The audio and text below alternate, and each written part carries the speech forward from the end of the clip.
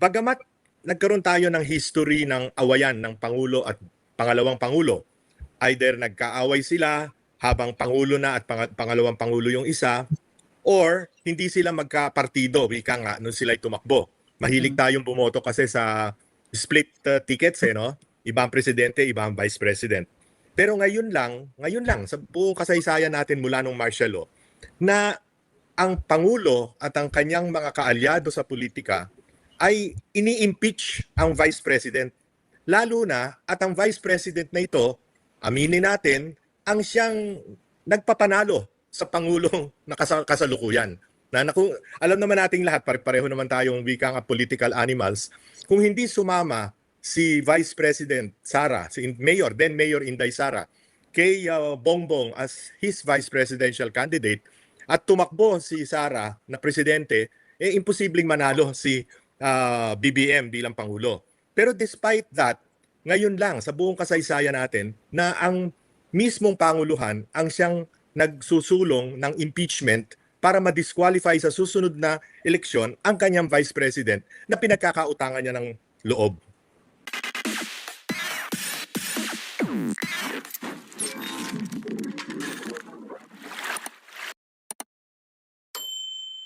Uy, ngayon tayo ha. Alam mo ano, feeling ko ma-starstruck ako.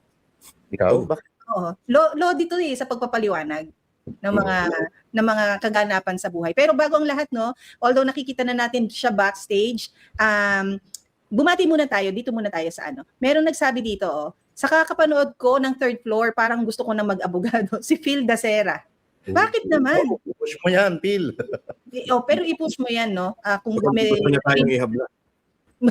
Ganun ba yun? Si Bandok ang unang-una, hello, good day. And also we have John Magpatok, good morning. Tapos we also have John watching from Van City, Sara Duterte ang presidente ko. Yes, tingnan natin kung sino pa ang mga nandito. Nabasa na natin to. Si 73 Kitty, kailan ka ba magfe-first honor? The Bawenya from Paranaque. Hello. Uy, kumusta ang weekend? May activity ka later, Marlon? Ako bukas. Meron. Bukas? Nasaan? May ganap yung mga Bespita. Wow, sumali ka na. Lolo ko sa scooter. Yun. Kuyang, yours? Later? Mamaya. Maisog off-taking sa mga new members. Pero Marlon, maraming salamat at nagbigay ka ng ng effort na makahuntahan natin yung ating guest ngayong araw. Kasi napapanahon, tapos pinag-usapan kasi natin kahapon lang sa vlog natin tungkol sa mga sinabi niya. At lahat ng mga sinabi ni Lito Banayo doon sa interview niya sa Bilyonaryo, tama? Inaayos niya, ine-echo ni Kuyang Ibi. Kaya sabi ko sa look natin, gusto nyo, invite natin si Sir Lito Banayo. Oo. Thank God, nagpaulak naman sa atin.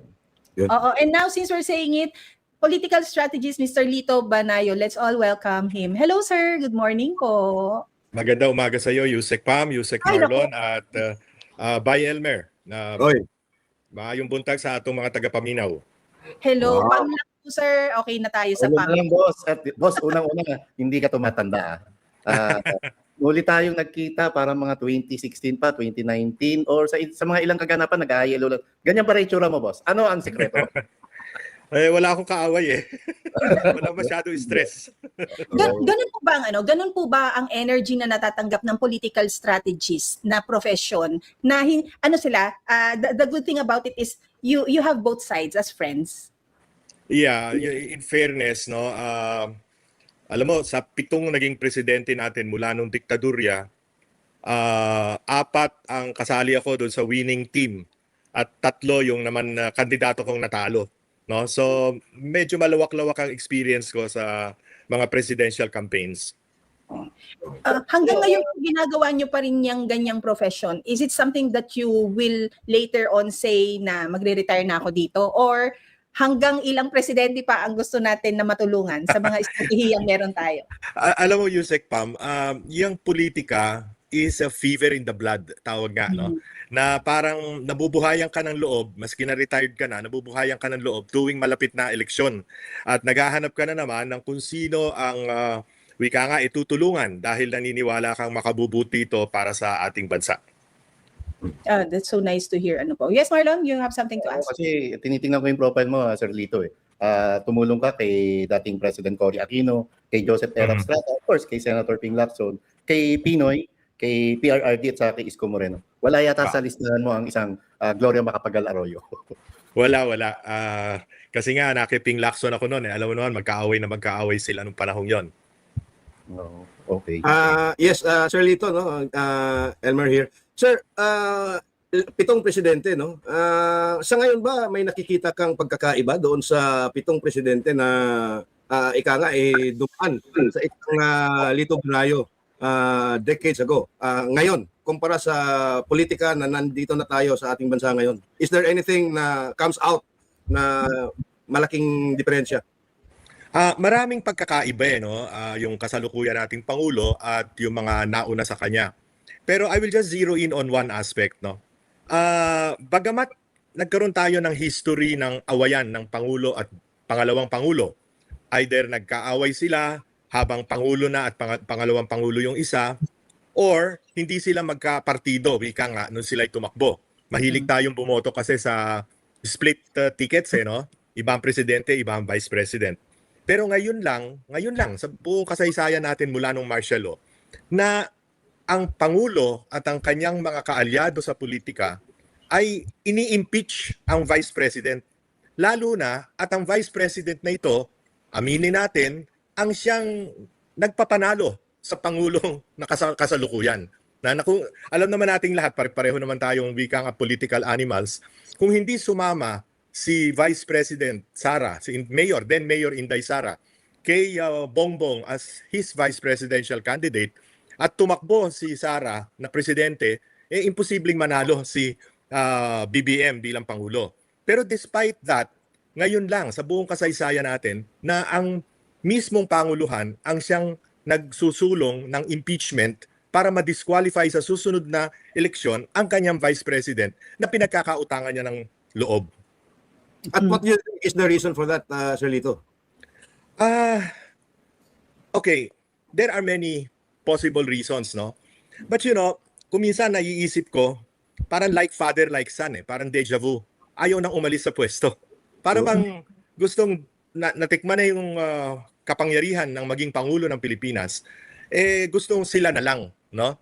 Ganon din na nangyari. Matatandaan mo, Elmer, nung panahon ni Ferdinand Marcos Sr., di ba? Under the 1935 Constitution, he was not allowed to run for a third election for the presidency, no? Ang ginawa niya, nag-martial law siya.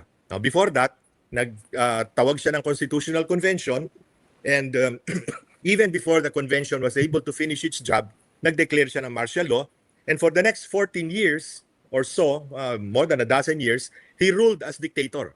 Di ba? Right.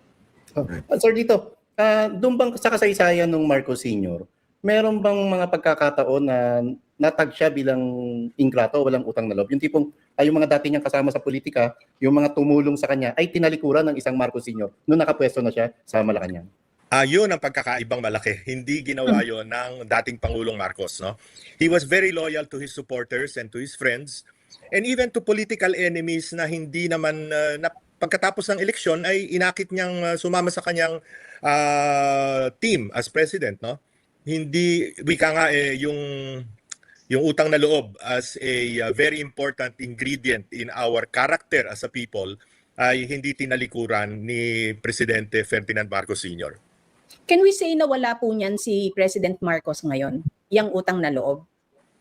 Mukha, maliban sa ginawa niya kay Pangulong Duterte at sa pangalawang Pangulong Inday Sara Duterte, hindi ba niyo napapansin na napakadali para sa kanyang manlaglag ng mga miyembro ng kanyang kabinete? No?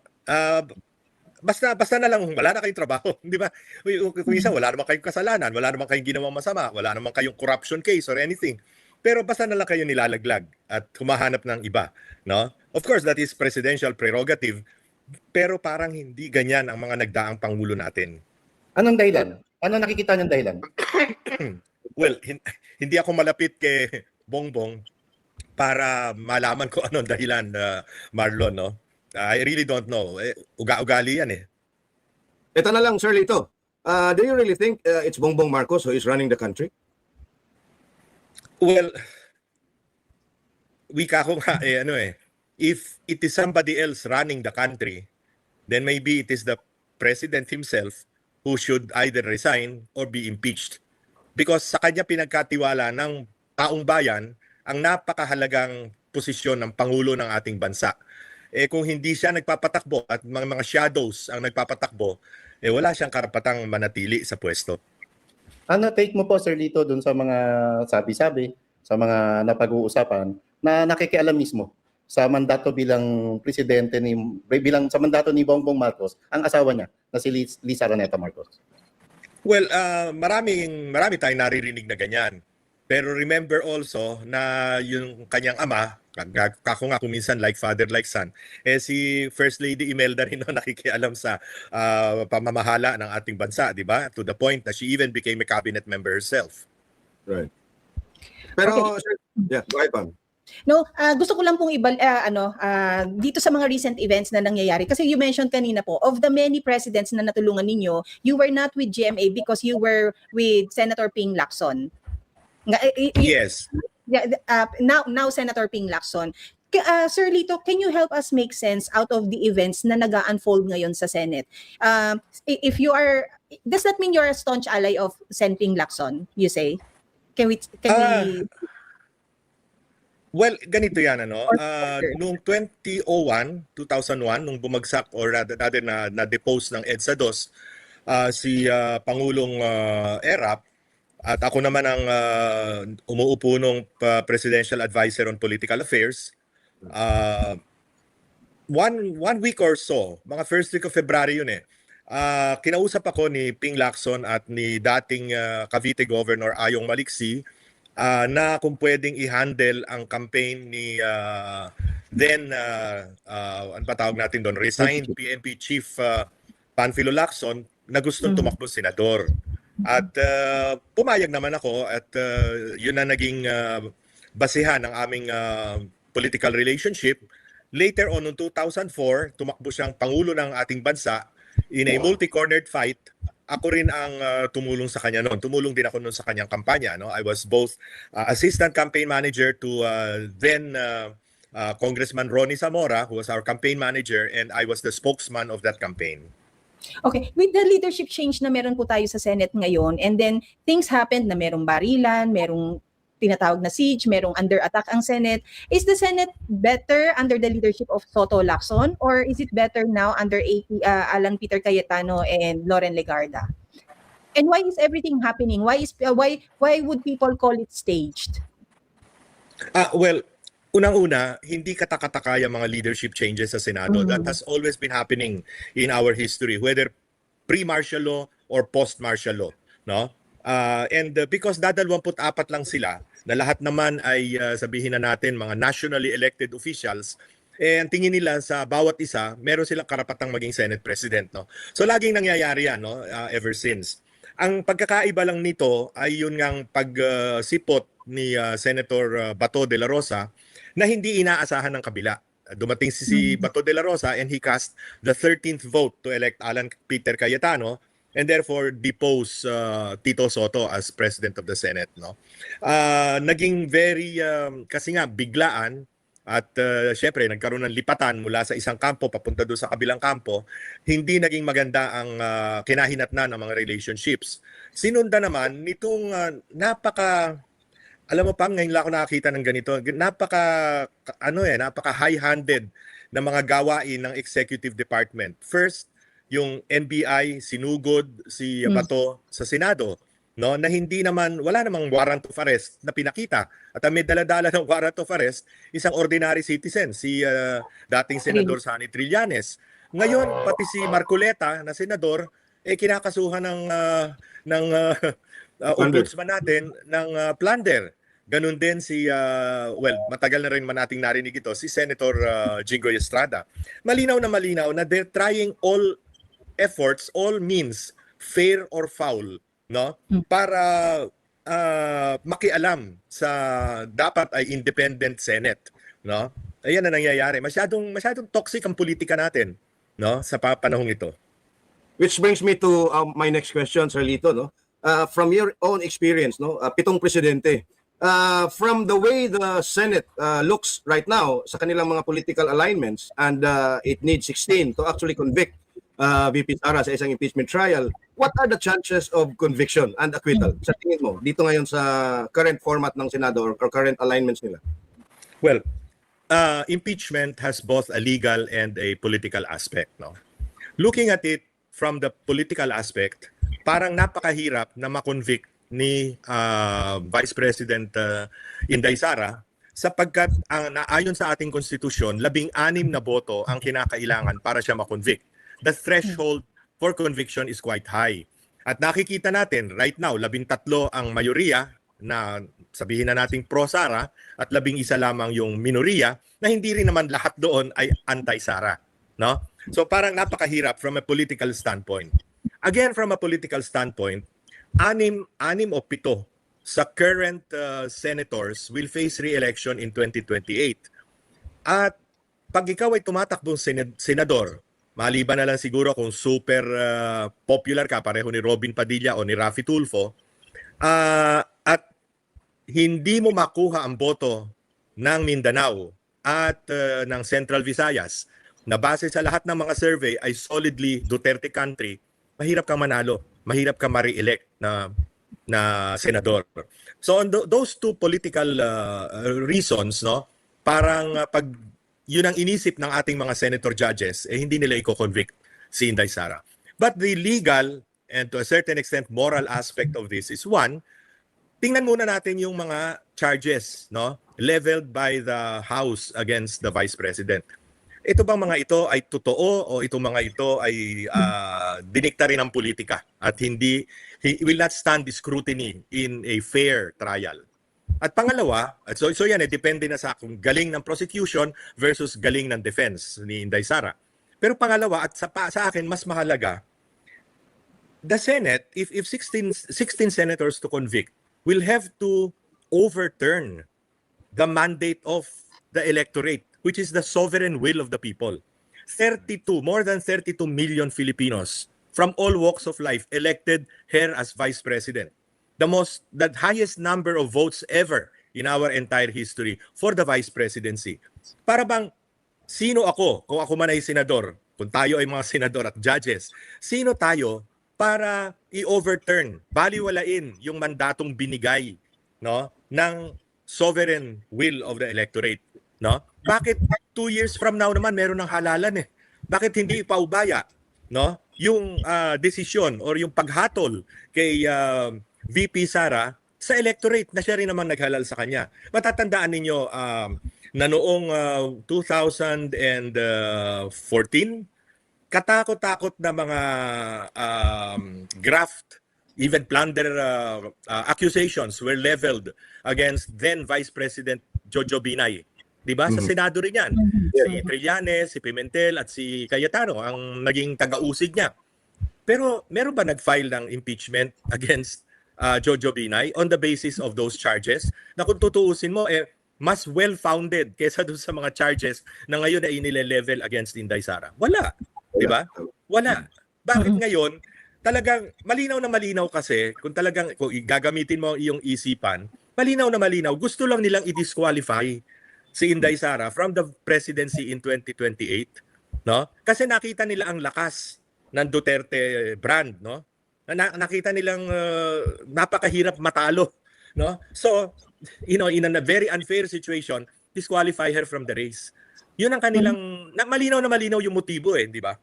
Sir Lito, when you said a while ago, no, nakadepende po yung conviction or yung acquittal kay Vice President Sara, depende po sa galing ng prosecution and depende rin po sa galing ng defense. The prosecutors po are hiring private prosecutors because I believe Attorney Kapunan already joined as part of the private prosecutors. Is that saying somehow that the House is not very confident of the lineup that they have? Para sabihin natin na meron silang galing. Well, even in previous impeachment cases, kumukuha talaga ng private prosecutors, nagpapatulong sa private prosecutors. Panahon ni Erap Estrada, it was the firm, yung yung tinatawag na malaking legal company or partnership, yung the firm ang siyang tumulong, no, as private prosecutors. At nagkaroon din ng mga private prosecutors nung panahon ni pag-impeach kay Chief Justice Corona.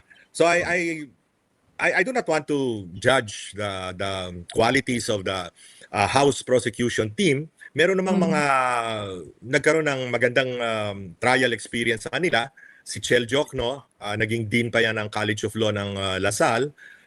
Si Laila de Lima, no, na naging secretary ng Department of Justice, no. Pero siguro kailangan nila ng experts na mas magagaling or may kakayahan, kaya sila kukuha ng private prosecutors.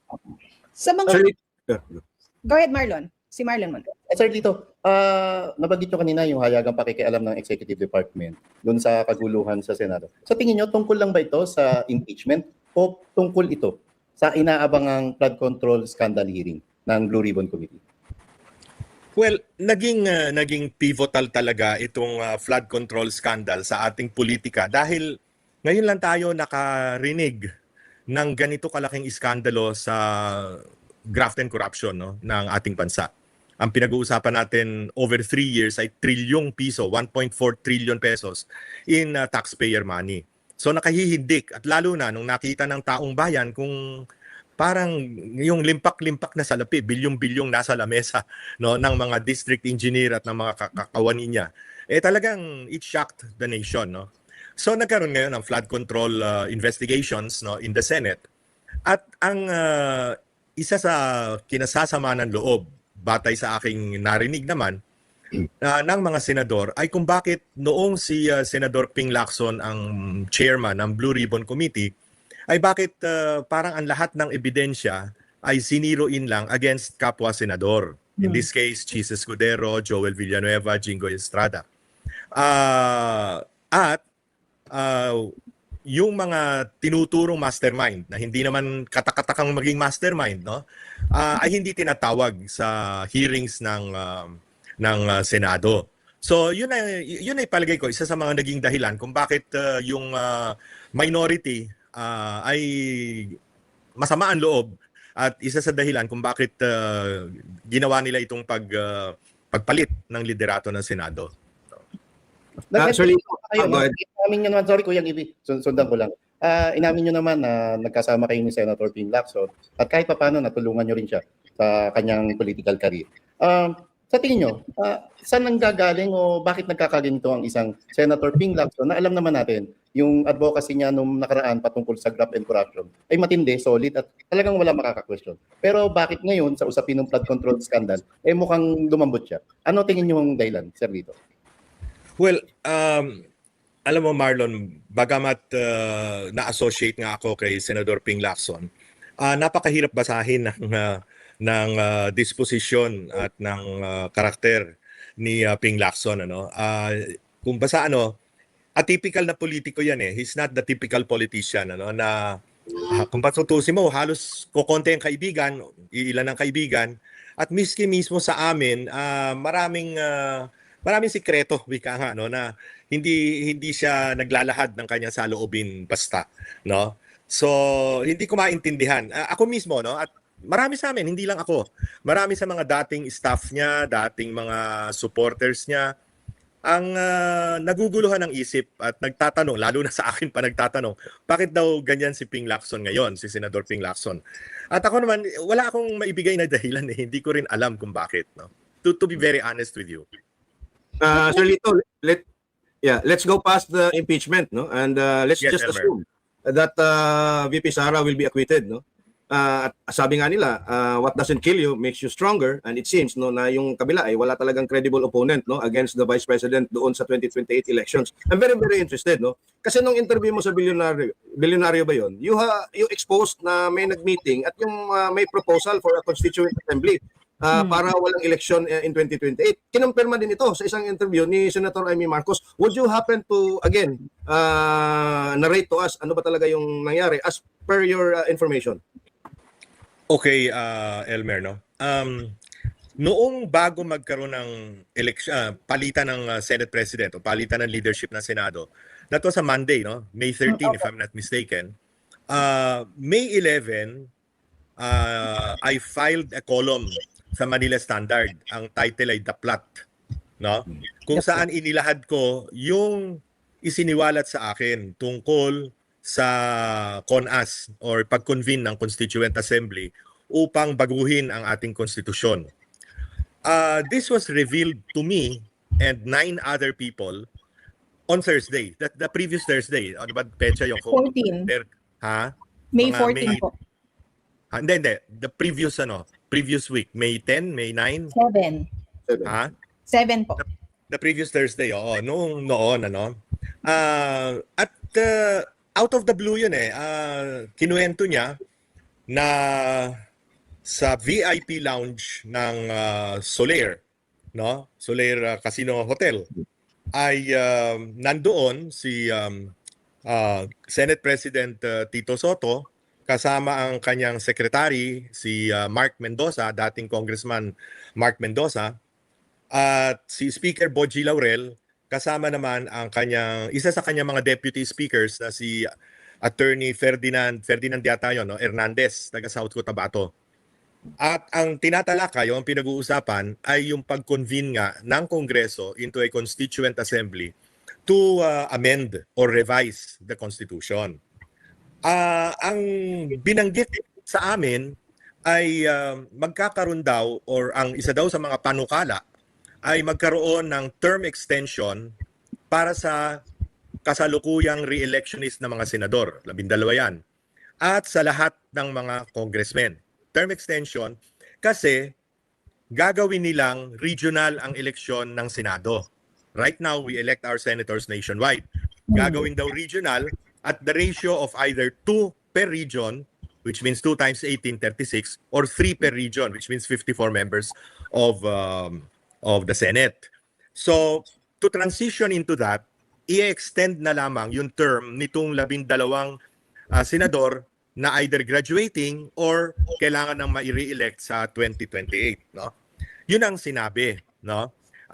Sa amin, no? Na at since we only have 2 years before the elections of 2028 as is scheduled under the present constitution, inisip ko, right after the SONA, magkakaroon na ng ganyan, mag-a-attempt na magkaroon ng Constituent Assembly. So yun ang sinabi sa amin. Ngayon ako naman, una, nag-usap kami ng 3 doon sa mga nandoon.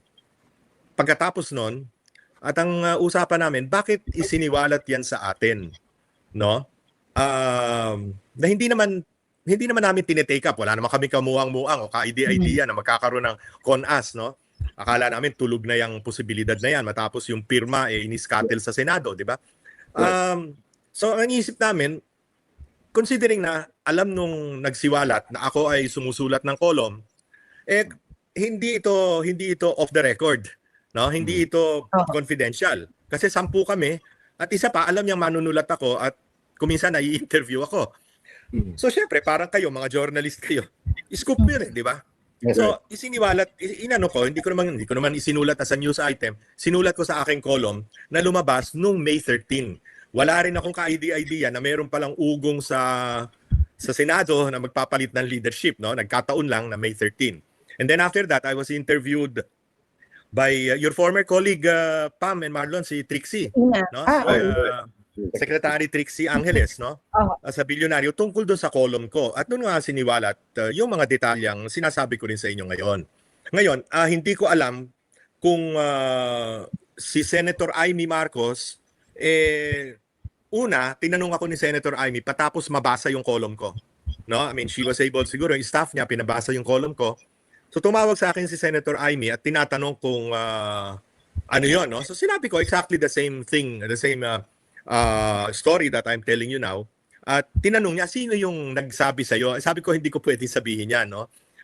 Hindi ko pwedeng sabihin yan. At dun sa interview naman kay Secretary Trixie Angeles, tinanong din ako ron. At ang sabi ko, kung magde-deny yung mga nandoon sa meeting na yon at pabubulaanan yung aking sinabi, then sasabihin ko kung sino ang nagsiwalat sa amin. Kasi magugulantang ang buong bansa pag siniwalat ko kung sino yung nagsabi sa amin. Kaya miski kay Senator Amy, hindi ko sinasabi kung sino. Sinabi ko na lang, base na lang dyan, ikaw na magano. Kaya I think in her case, she must have, siyempre, senadora yan. Marami ring sources kung sino-sino pa ang kinausap niya. At ngayon, sinasabi niya, na hindi ko naman sinasabi niya na ang plano ay hindi lang term extension ng mga senador at congressmen, kundi pati ang Pangulo. No? Right. Siya, sa kanya na yon, hindi yung galing sa akin. At hindi yung sinabi sa akin nung source ko. Sir Ano ang Lito, chances na magtagumpay ito, Sir Lito? yeah, same Ano? question. Ano ang chances na magtagumpay ito? Well, una, palagay ko, kanya isiniwalat ni Senadora Amy. Actually, miski si Senate President Alan, binanggit yata ito sa kanyang mga press con, di ba? Siguro, precisely, para malaman ng taong bayan at magkaroon ng reaction against it. That was the same reason kung bakit sinulat ko naman ito. Dahil hindi naman hindi naman in confidence nung isiniwalat sa akin.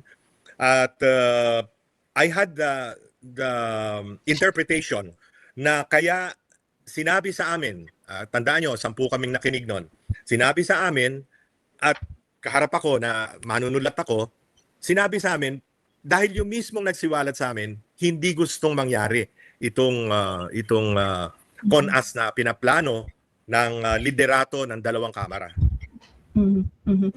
Yung po bang desire nila to stay in power is because somehow we already know that they're guilty of all the things happening around the country, especially sa corruption po. Pam, makikita mo naman sa ginagawa nilang obfuscation sa mga kaso ng corruption, ano? Yung mga malinaw naman sa lahat na siyang mga utak ng mga ginawang flood control scam involving the DPWH at ang budget, na pagpakamanipula ng budget. Makikita naman natin na yung mga, wika nga, miski sinong investigador, miski tangang investigador, alam na alam, malinaw na ayaw tawagin yung mga key, yung mga may susi sa impormasyon. Si Executive Secretary Lucas Bersamin, yung pamangkin niya na si Adrian Bersamin, na itinuro ni Yusek Romy Bernardo na dinalhan niya ng kung ilang bilyon sa isang armored van sa isang basement hotel. ng Diamond Hotel, di ba? Yes. Si Amina Pangandaman, siya nagre-release ng lahat ng pondo, di ba? Hindi ka naman makakuha ng SARO or ng NCA kung walang pirma ni Amina Pangandaman. Bakit hindi tinatawag itong mga taong ito? No? Mismo si Speaker Romualdez, dating Speaker Romualdez. At nung si Saldico ay nagpahayag ng kanyang mga siniwalat o kanyang mga confessions, wika nga, via Zoom from wherever he was at the time, ayaw ipatawag si Saldico miski via Zoom. Di ba? Bakit itong mga, kung sabihin natin, mga susi para malaman mo ang totoong impormasyon, bakit itong mga ito hindi pinapatawag at hindi rin inuusig ng ombudsman natin, hindi ba? Ang mga ito. So bakit? So kaya nga ang taong bayan, maaring for now natatauban itong impeachment, natatauban itong oil crisis, etc. But hindi naman ganyan katanga ang Filipino electorate. Maaalaala yan, nasa isipan nila yan, buhay yan sa kanilang damdamin, na kung paano winawaldas ang kanilang salapi, ang pera ng bayan. At pagdating ng Hulyo, Agosto, at ayan na naman, nagkaulan na naman, may bagyo at lahat, at binaha na naman sila, no? Sasariwain yan ng, these are things that you can never forget, no? Sir, Kanya malinaw na malinaw yung yung obfuscatory intention ng ating pamahalaan. Sir Lito, when President Marcos said sa last SONA niya na mahiya naman kayo, is that enough excuse for him to say na he has no hands in all this? Well, ganito yan, Pam, no?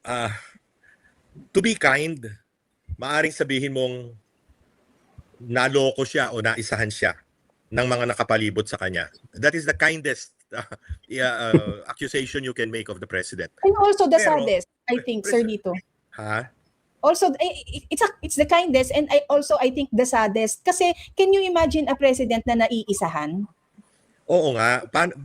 Kaya nga, bakit papayag kang maisahan ka? Pangalawa, hindi ito once, hindi ito twice, ito'y thrice.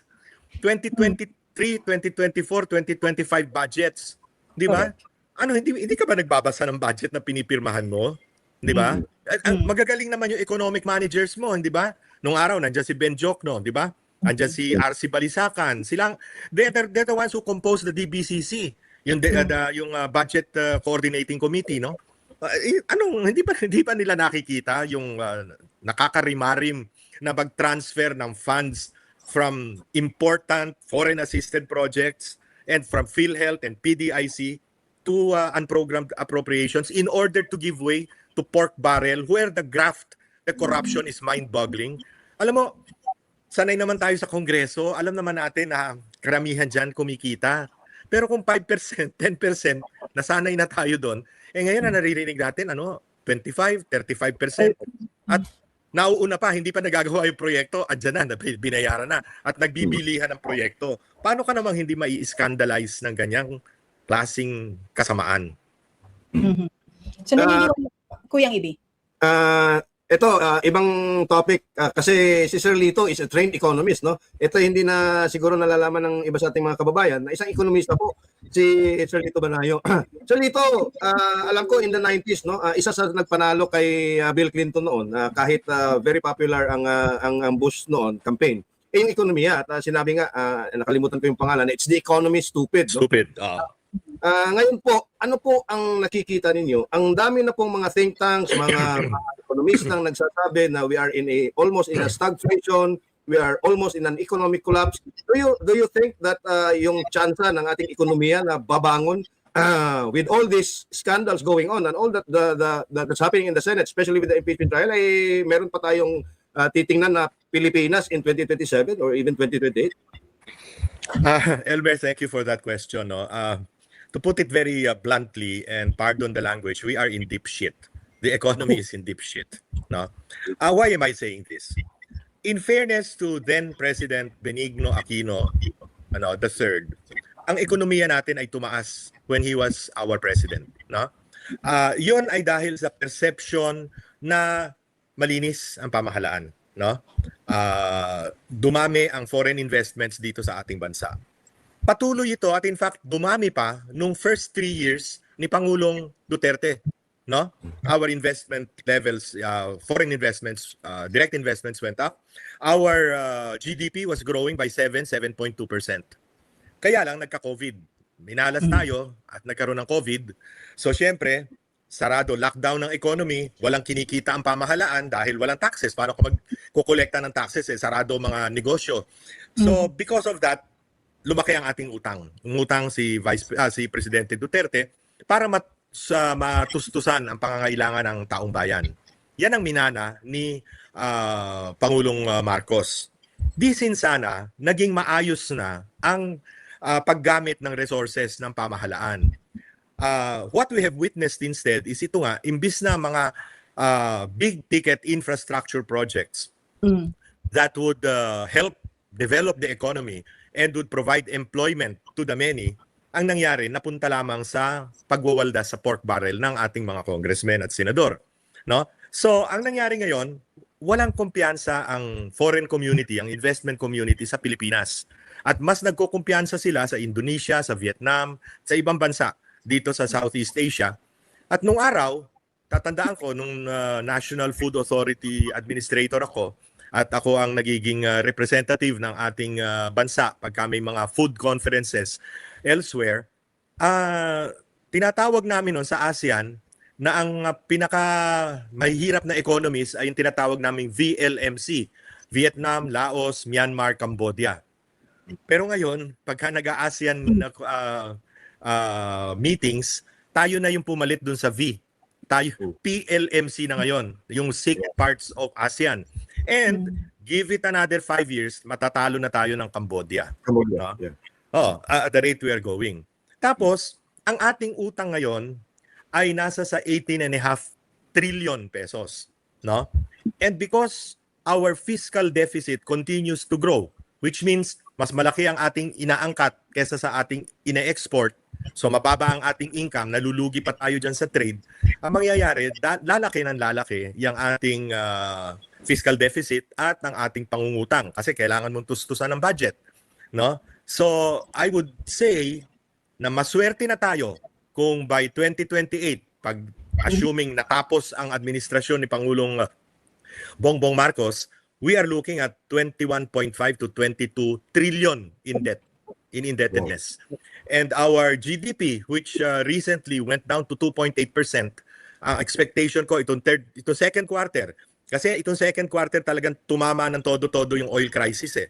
Dahil March naman lang nahagip nung first quarter. Tingin ko baka less than 2% ang ating GDP growth. So, ano naman ang magagawa ng Pangulo ng ating bansa o ng ating economic managers para masolusyonan ito, no? Wala kang nakikitang solusyon sa ngayon eh. Kasi nga wala nang kumpiyansa ang investment community. Pati ang mga local investors, yung mga domestic investors, natatakot na mag-invest, natatakot na mag-expand ng kanilang negosyo kasi humihina rin ang consumption natin, ang consumer spending, no?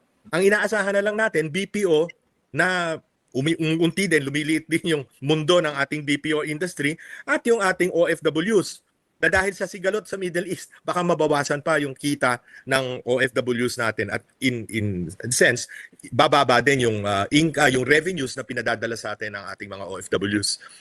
Pero ang nakakatakot, Elmer, at dito, takot na takot ako mangyari ito, magkakaproblema tayo sa pagkain. No? Yun. We are facing a super El Nino. Pagka El Nino, ibig sabihin, tagtuyot, no? Ang palay, ang 1 kilo ng bigas, para maging bigas, kailangan mo 5,000 liters ng tubig. No? 5,000 tubig sa loob ng litro ng Coca-Cola o ng Pepsi-Cola. Ang kailangan mong patubig para sa 1 kilo lang ng bigas. El Nino. Number 1. Number 2, ang fertilizer bago mag Middle East War was selling at 1,300 pesos. Ngayon, it's 3,500. 3 times more. Hindi kaya ng ating mga magsasaka, no? At maski na sabihin nating bibigyan natin sila ng DA ng tulong para makabili ng fertilizer, ang problema walang fertilizer na mabili, no? Dahil lahat ng bansa, seeing what has happened, ayaw magbenta ng fertilizer. Ang ating biggest supplier ng fertilizer, by the way, is China. And China has banned the export of fertilizer, no? Canada is also restricting the export of potassium, no? Ganon din ang iba't ibang bansa hanggang Brazil. Kasi syempre yung mga yan, ang inuuna, yung stomach, yung tiyan ng kanilang sariling population. Sinisiguro nila yon. Tayo, we are very vulnerable. Kanya, pag yan ay patuloy, tapos nagkabagyo na malakas. Kasi ang El Nino, para sa kaalaman ng ating tagapakinig, pag matindi ang El Nino, excuse me, napakalakas ng mga bagyo na parating. Kasi mainit ang dagat, mas lumalakas ang bagyo galing sa Pacific Ocean.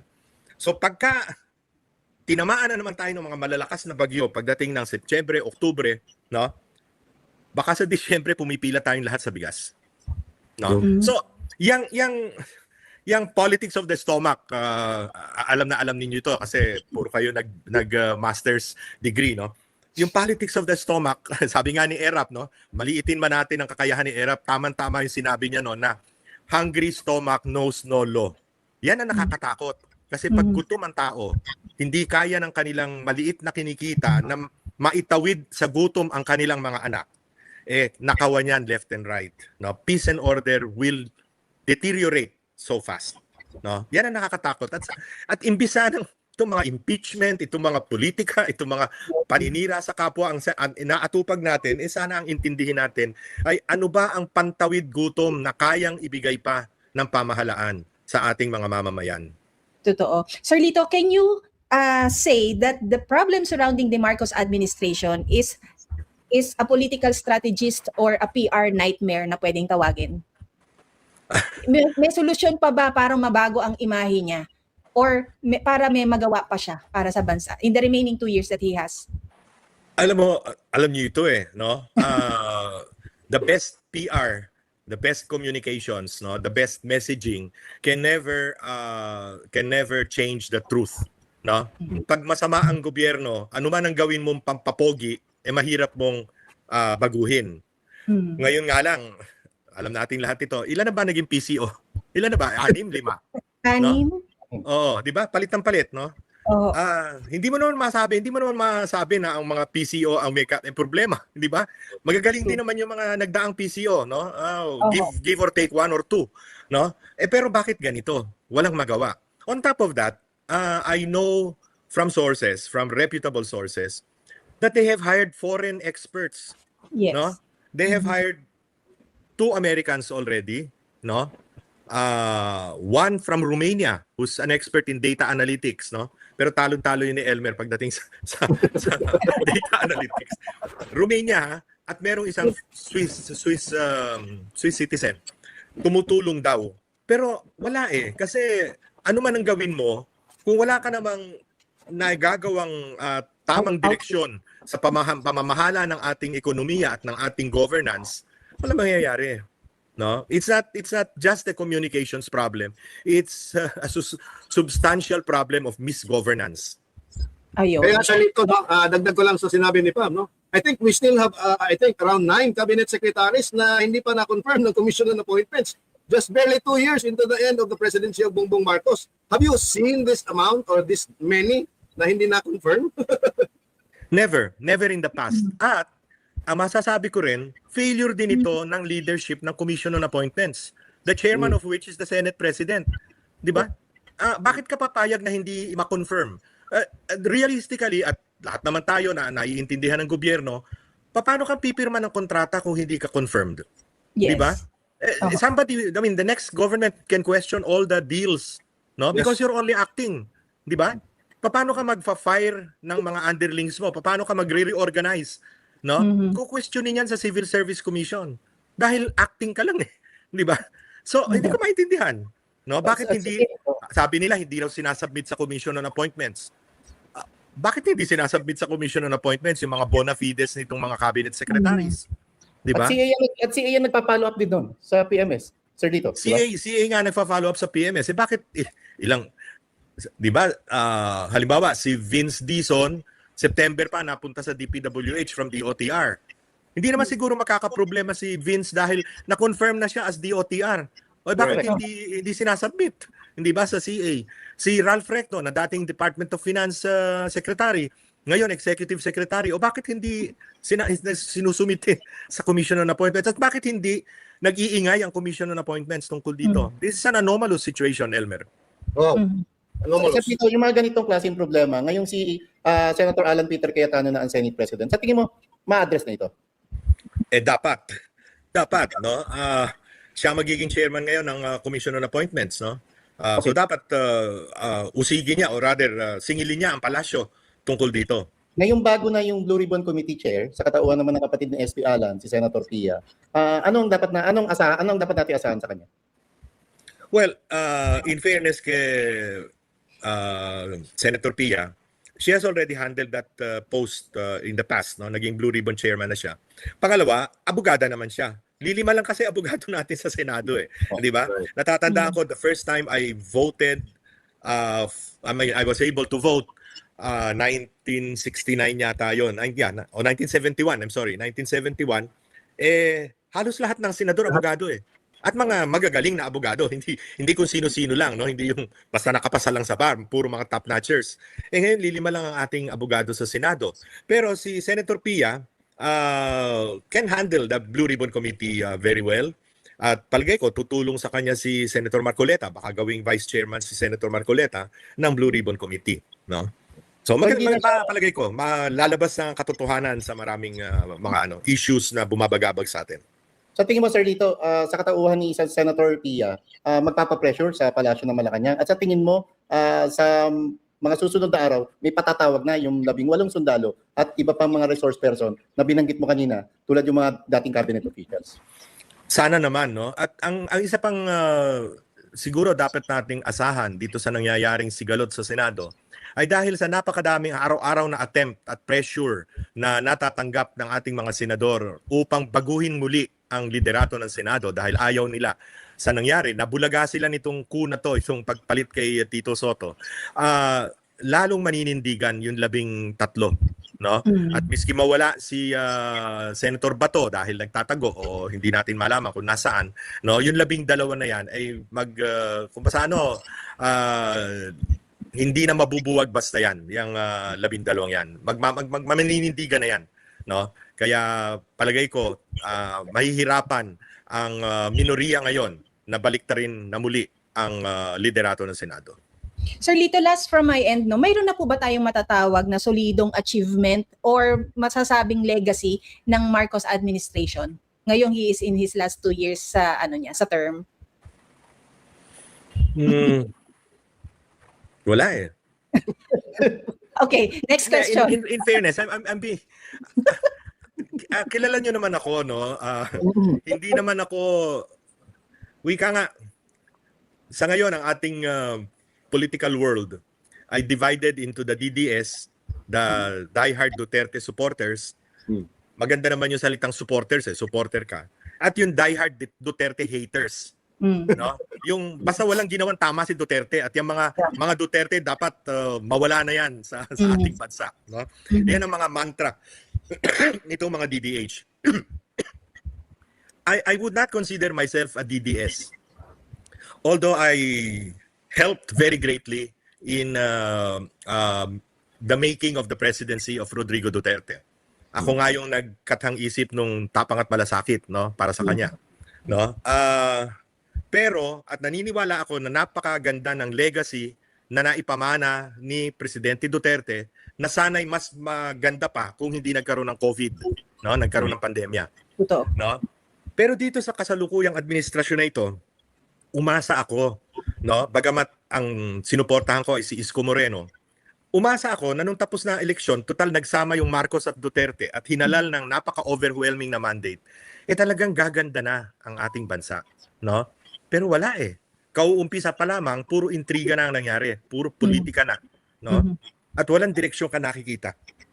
Yung follow-up ko po dyan sa question ng Dr. dito is that also you mentioned sa isang interview mo na malakas ang presidente at mas malakas pa sa kalabaw or diba? Yung ganung kasabihan, diba? Pero if that's the case and you see him and other people see him as healthy, ano po yung take ninyo sa hindi nila pagsang-ayon na sumailalim sa credible hair follicle drug test na pinitisyon ng grupo po ni dating Congressman Pantaleon Alvarez? Kung malusog naman siya, bakit hindi po niya ibigay sa Pilipino na mga nagtataka, nagdududa, nanging-question sa kanyang kalusugan? Under normal circumstances, a person who is charged for being a drug user, no? Wag na natin sabihing addict dahil degrees yan, no? A drug user, when challenged, would automatically submit himself to a test to disprove the allegation. Pero nakikita natin, ayaw, siguro may tinatago. Kuya, Yung in my end naman Sir Lito, no? VP Sara, again, the strongest candidate going into 2028.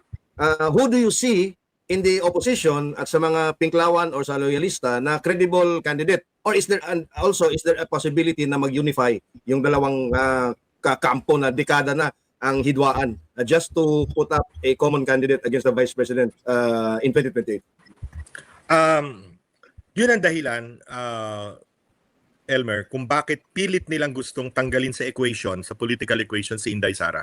Kasi wala silang ilalaban. Okay, isa-isahin natin. Si Vice President Leni Robredo, no? Sa ating kasaysayan, although of course this can always be broken, wala pang natalo na tumakbong presidente na on a second or a third try nanalo.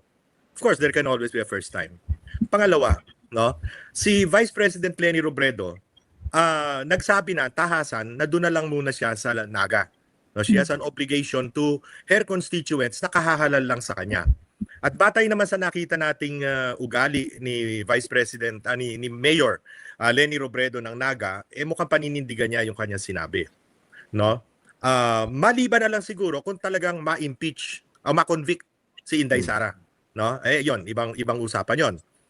Pero dahil hindi nga natin nakikita na malayo sa posibilidad na ma-convict si Inday Sara, we will have to go, unless nga magtagumpay yung Noel na sinasabi ni Senadora Amy, we will have to go into an election where the single most viable candidate is Inday Sara. Wala, yung mga si Raffy Tulfo, pinabanggit din siya. Popular din naman siya. Excuse me. Pero sigurado kang re-election sa senador? Kasi re-electionist na siya sa 2028 Isusugal mo ba yan para sa pagtakbo sa isang kandidata para presidente na nanalo with 32 million votes at hindi na convict sa impeachment trial? Yun. Diba? Magdadalawang isip ka riyan, tatlong isip pa nga. So sino pa? No? Yung mga cabinet members ni Pangulong Bongbong naglalaro sa 1% to 3% ang mga survey ratings. Sa tagal ko na sa politika, parang imposible mong pataasin ang 1% o 3%, no? To a viable presidential candidate 1 year from now. Remember, October magfa-file na ng certificate of candidacy Yes. 2027, no? Parang mahirap. Marlon? Kapag ka na-impeach ba si VP Sara, sa tingin mo katapusan na rin ito ng mga Duterte? Hindi. Kasi existential ang labanan eh. No?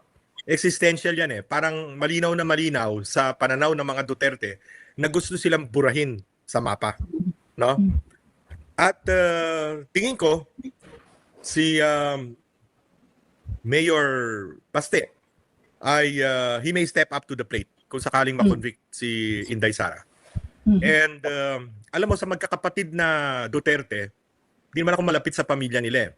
Ang kaisa-isang malapit ako sa kanila ay kay Baste. No?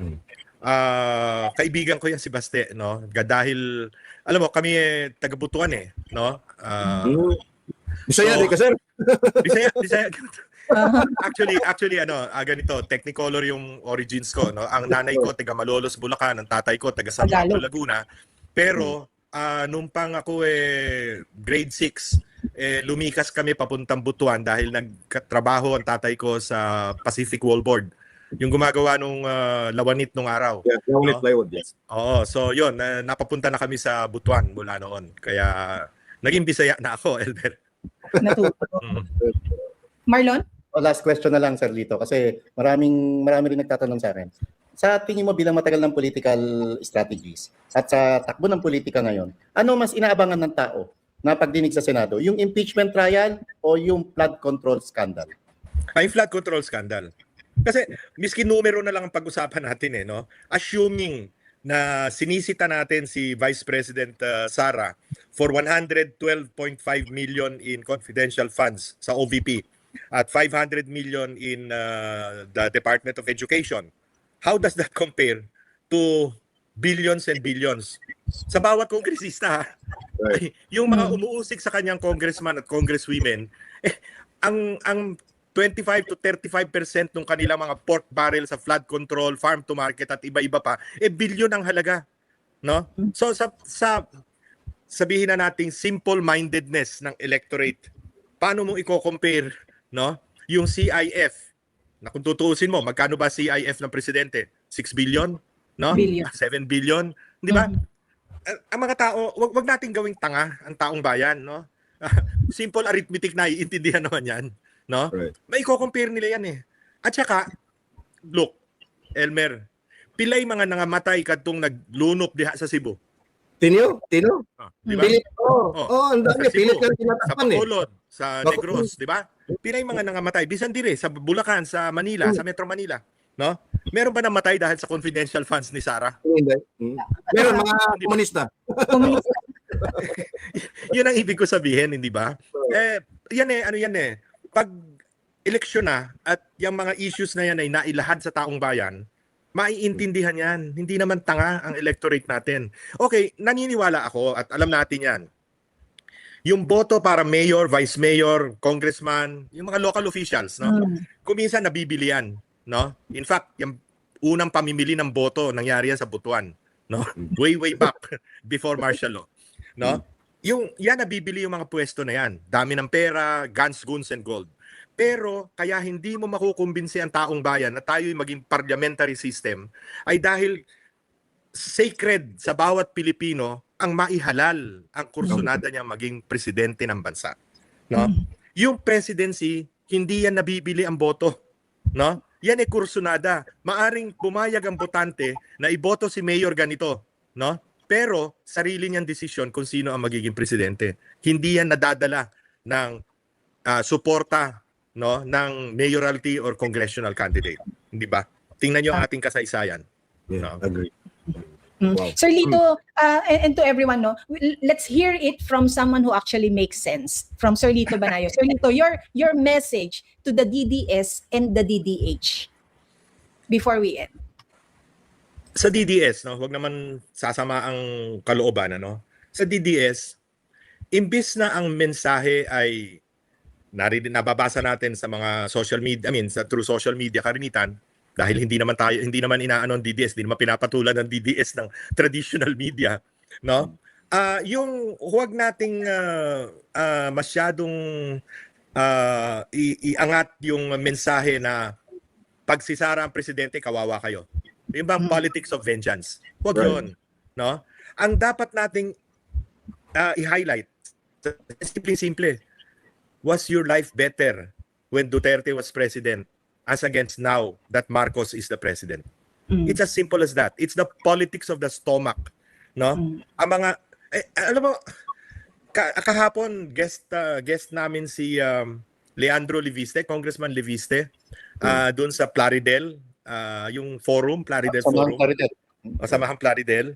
At pinag-uusapan yung VAT, yung pag-reduce ng VAT.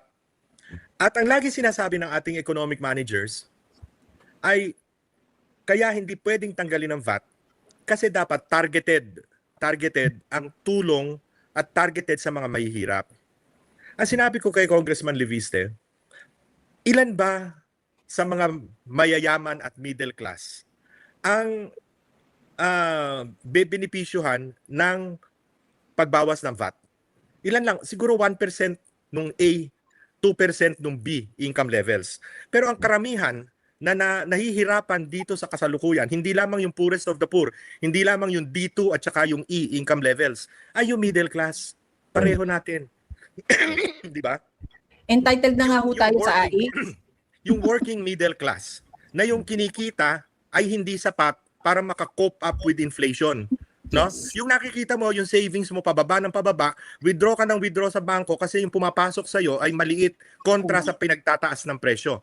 Mano bang intindihin naman ng gobyerno at ng ating economic managers yung middle class? Yun ang bumubuhay sa ating ekonomiya, hindi naman yung mga yung mga iilan 3% yung A and B dito sa ating bansa, no? So bakit hindi bawasan ang VAT imbis na puro ayuda? Na alam naman natin yung ayuda, napakaraming leakages. Politiko rin ang nagdidesisyon in so many cases. At tayo nga ay naging ayuda republic na. Parang umaasa na lang ang tao sa dole-outs. Yung iba nga nangangamatay na sa pilahan para sa dole-outs, no? It's very sad, no? It's simply unthinkable na ganito ang klase ng governance na nakikita natin sa ating bansa. And to the DDH po. To the DDH, no? Unang-una, sino ba nagpapatay kay Ninoy Aquino? Isipin nyo nga yun. Isipin nga yun. Simpleng katanungan.